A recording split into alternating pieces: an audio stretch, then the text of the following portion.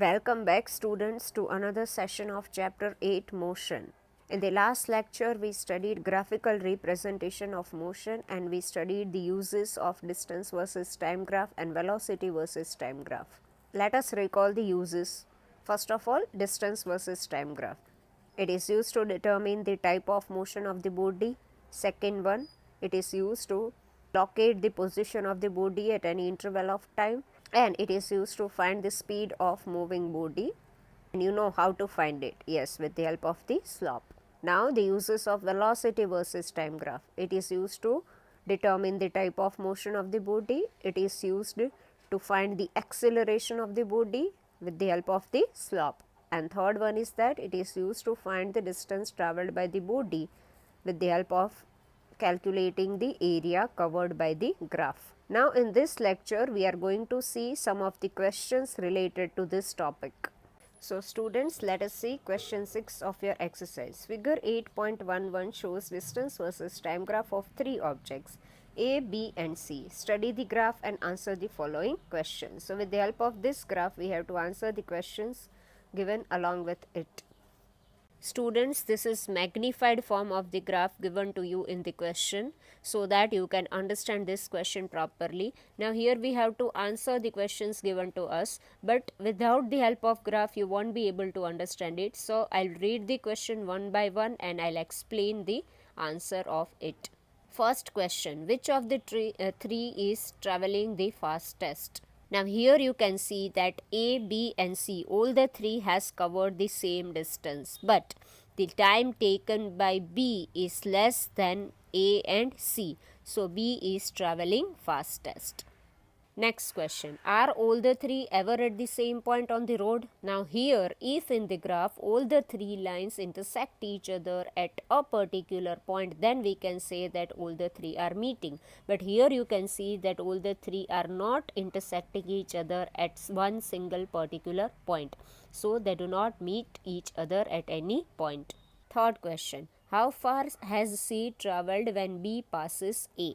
Here you can see in the graph that B is passing A at point P. Now we have to see that at that time where C is. So you can see that it is approximately, not exactly, at 8 km from origin. Now last question, how far has B travelled by the time it passes C?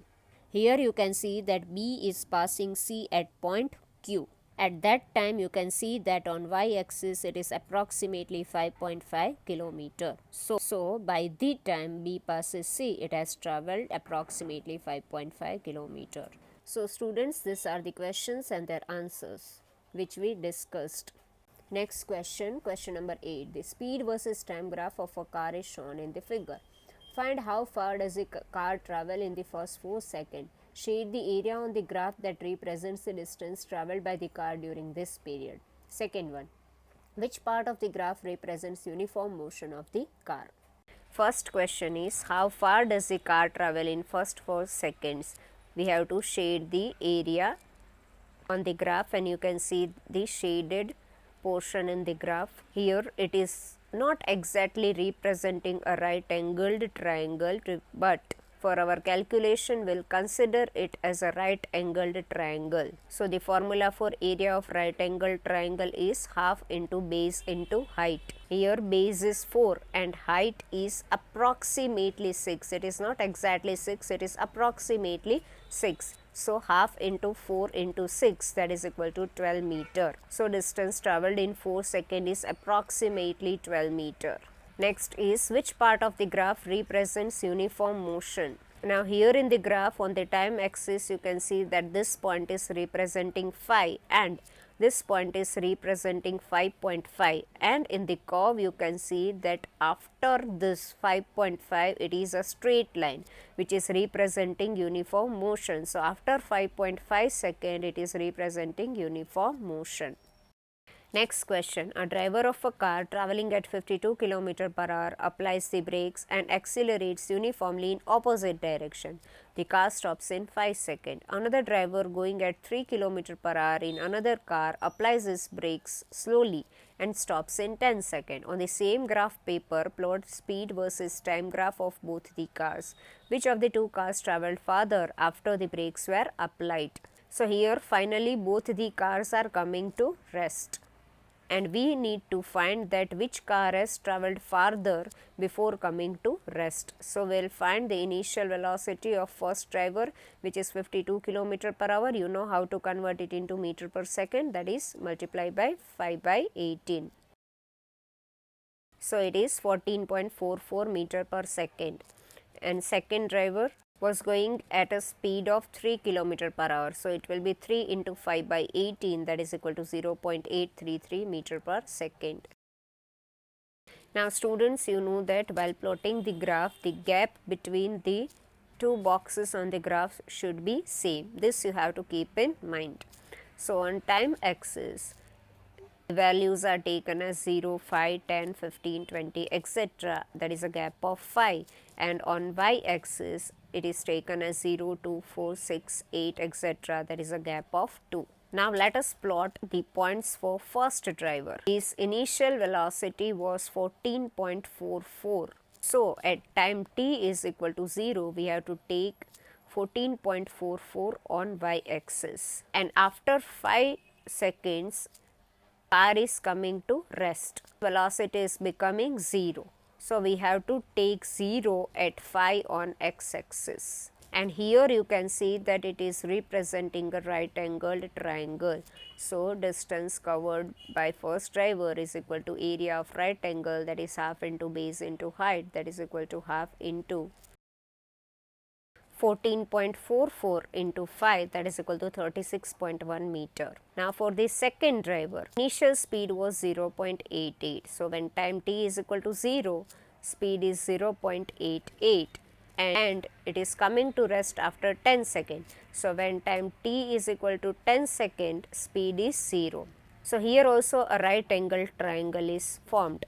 So distance travelled is equal to half into base into height, that is half into 0.833 into 10, that is equal to 4.165 meter. So here distance travelled by the first car is more. So students, this were the questions of your exercise related to this graphs. Students, now we are moving to very important part of our chapter, that is equations of motion. We are going to derive the equations of motion by graphical method. These equations are very important. It may be asked for 2-mark question to derive any one equation, or for long answer questions to derive all the 3 equations together. And these equations are not only important for 9th standard, but it will be helpful to you in higher classes also, as well as in the competitive exams. The sums related to these questions are asked. So prepare this topic very thoroughly and properly, and write the derivation in your notebook. And not only derivation, but all the notes given in this lecture, or you can say in all the chapters, you should write it in your notebook for your practice for the examination. Here I have given all the things point wise, so it will be easy for you to prepare during exams. So now we are going to derive first equation of motion, that is velocity time relation. So first of all, let us understand the graph given over here. It is a velocity versus time graph, and AB is representing the motion. So here we can see that it is a motion with uniform acceleration. We have studied in velocity versus time graph, right? It is a straight line passing through origin. So it is performing motion with uniform acceleration. Now at time t is equal to 0, its initial velocity is u, which is represented by point A on y axis, and at time t is equal to t, its final velocity is v, which is represented by point E on y axis, and time t is represented by point C on x axis. Now a straight line is drawn from B to C and B to E, and a dashed line is also drawn from A to BC, which is intersecting BC at point D. Now here you can see that OA is equal to CD is equal to U, OE is equal to BC is equal to V, OC is equal to AD is equal to T. Now first of all we will find the acceleration, and formula for acceleration is change in velocity upon time taken. So first of all we will find change in velocity.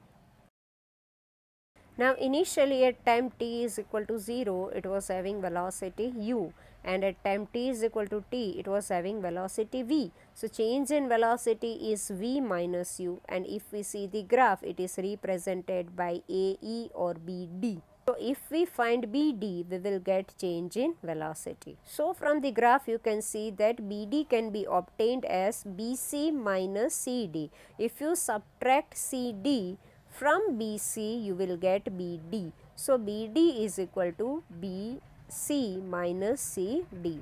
And for acquiring velocity V, time taken is T. So that total time taken is represented by OC, or you can say AD because OC and AD are same. It is clear from the graph.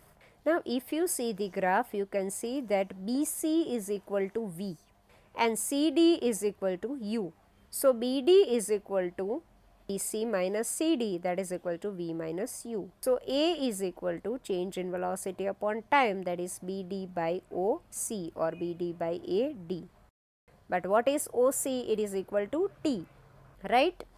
So we will get A is equal to BD by T. If we make BD as subject, we get BD is equal to AT. And from equation number 1, BD is equal to V minus U. So AT is equal to V minus U, and V is equal to U plus AT, which is velocity time relation, the first equation of motion. Now we are going to derive the second equation of motion, which is position time relation. Position means distance. So here we are going to derive the equation relating distance traveled by the body and time taken. And we know that for velocity versus time graph, if we want to find the distance traveled by the body, we have to calculate the area covered by the graph. Now here you can see that the area covered by the graph is OABC, which is a trapezium or a combination of a rectangle and a triangle. So total area covered by OABC will be equal to area of triangle ABD and rectangle OADC. Is it clear to you? OABC is a combination of two geometrical figures, a triangle and a rectangle. And if we want to find the area of OABC, we can find it by adding the area of triangle and area of rectangle. So we will find distance traveled by adding area of triangle ABD and area of rectangle OACD. So distance traveled S is equal to area of rectangle OADC plus area of triangle ABD. Now area of rectangle is length into breadth, that is OA into OC, and area of triangle is half into base into height, that is half into BD into AD. Now OA is equal to U, OC is equal to T, AD is equal to T, and BD is equal to AT as per equation 2, which we obtained in velocity time relation. So we will get S is equal to U into T plus half into T into AT. T into AT is AT square. So S is equal to UT plus half AT square, which is our second equation of motion, and it is a position time relation. Before deriving the third equation, let us see the formula for area of trapezium. First of all, you know what is a trapezium. It is a geometrical figure in which two sides are parallel and two sides are non-parallel. Here you can see that the side having length A and B are parallel and remaining two sides are not parallel, and distance between A and B is h. So this is a trapezium. Area of trapezium is equal to sum of parallel sides into height divided by 2. So the parallel sides are A and B and height is h. So it is equal to A plus B into h by 2. Now the third equation is position velocity relation. Now here we need to calculate the distance, right? In the last equation we calculated the distance by taking the sum of triangle and rectangle formed in the graph. Now here we will calculate the distance travelled by using the area of trapezium. Now here you can see that if you consider OABC, it is a trapezium where OA and BC are parallel sides, and distance between OA and BC is OC or AD. So area of trapezium OABC will be equal to, according to the formula, sum of parallel sides into height by 2, that is OA plus BC into OC or AD divided by 2, right. So now let us calculate it.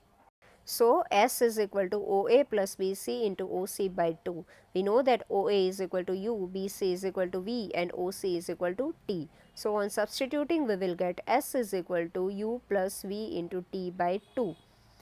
But from equation V is equal to U plus AT, we get T is equal to V minus U by A. So now substitute the value of T in the above equation, you will get S is equal to U plus V by 2 into V minus U by A. Now here you can see that it is V plus U into V minus U. It is of which form?